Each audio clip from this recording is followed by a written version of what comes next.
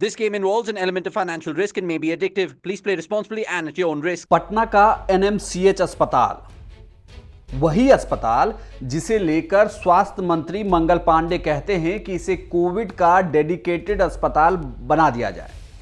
दूसरा, इसी अस्पताल में पीपीई किट पहनकर स्वास्थ्य मंत्री मंगल पांडे दौरा करने भी जाते हैं, देखते हैं कि कोविड के पेशेंट की क्या स्थिति है, क्या उनकी देखभाल की जा रही है। लेकिन अब जरा सोचिए आप, अगर उसी अस्पताल का दारोमदार जिसके ऊपर हो और वो ये कहे कि कल को अगर मौत हो जाए वो भी ऑक्सीजन की कमी की वजह से, तो आखिर उसका दायित्व कौन लेगा।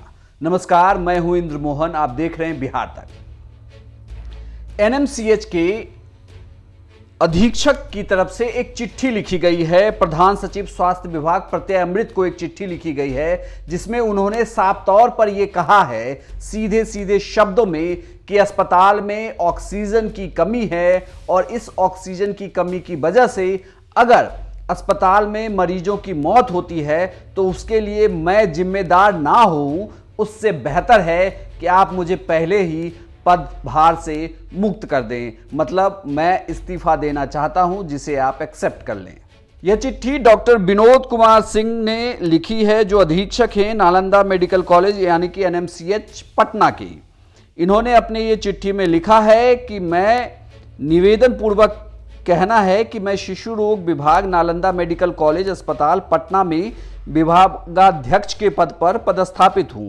साथ ही मुझे अधीक्षक नालंदा मेडिकल कॉलेज अस्पताल पटना का अतिरिक्त प्रभार कार्यकारी व्यवस्था के अंतर्गत पत्रांक 623 दिनांक 21/7/2020 के द्वारा किया गया था। मैं 21/7/2020 से लगातार अपने कर्तव्य का निर्वहन कर रहा हूं, परंतु विगत कुछ दिनों से प्रशासन द्वारा नालंदा चिकित्सा महाविद्यालय अस्पताल पटना में ऑक्सीजन आपूर्तिकर्ता के भंडार पर नियंत्रण कर ऑक्सीजन सिलेंडर नालंदा चिकित्सा महाविद्यालय अस्पताल पटना के जगह दूसरे अस्पतालों को भेजे जाने के कारण इस संस्थान में ऑक्सीजन की काफी मात्रा में कमी आ गई है। मेरे अथक प्रयास के बावजूद भी ऑक्सीजन आपूर्ति में बाधा आ रही है, जिससे दर्जनों भर्ती मरीजों की जान जाने की संभावना बनी रहती है।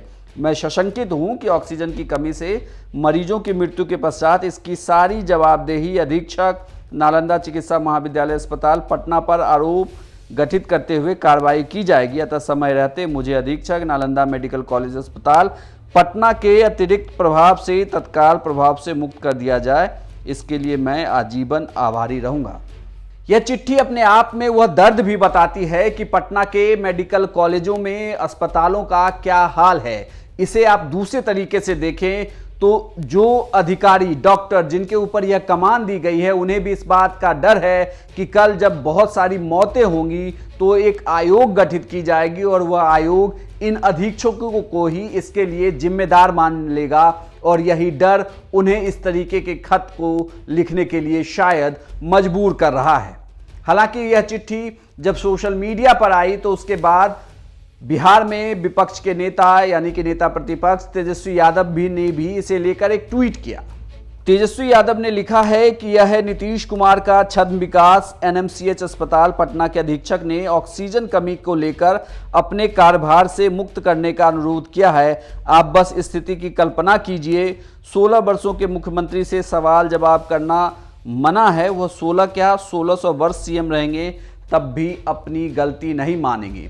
हालांकि पूरे बिहार में जिस तरीके से कोरोना के आंकड़े बढ़ रहे हैं और खास करके पटना में, पटना तो कोरोना का बिहार में एपिसेंटर बन चुका है, जहां पर हर दिन मरीजों की तादाद लगातार बढ़ रही है। कोई भी अस्पताल, किसी भी अस्पताल में आप चले जाएं, बेड खाली नहीं मिलेंगे और ऑक्सीजन की कमी की तो खबरें हमने लगातार रिपोर्ट की है। बिहार तक ने लगातार आपको दिखाई है कि किस तरीके से बिहार में ऑक्सीजन की कमी है। हालांकि इसे लेकर एक हाई प्रोफाइल मीटिंग चल रही है कि कैसे आगे के सिचुएशन को कंट्रोल किया जाएगा, लेकिन यह खत बताता है कि बिहार में जो स्थिति है उससे एनएमसीएच के अधीक्षक तक डरे हुए हैं और यह बात मान रहे हैं कि अस्पताल के अंदर ऑक्सीजन की काफ़ी कमी है, मरीजों की मौत भी हो सकती है। हालांकि मौत के आंकड़े कैसे छुपाए जा रहे हैं वो भी हमने आपको दिखाया था, लेकिन इस खत ने पूरे व्यवस्था की पोल पट्टी खोलकर रख दी है। अब देखना होगा कि स्वास्थ्य मंत्री और सरकार किस तरीके से इस खत का जवाब देते हैं।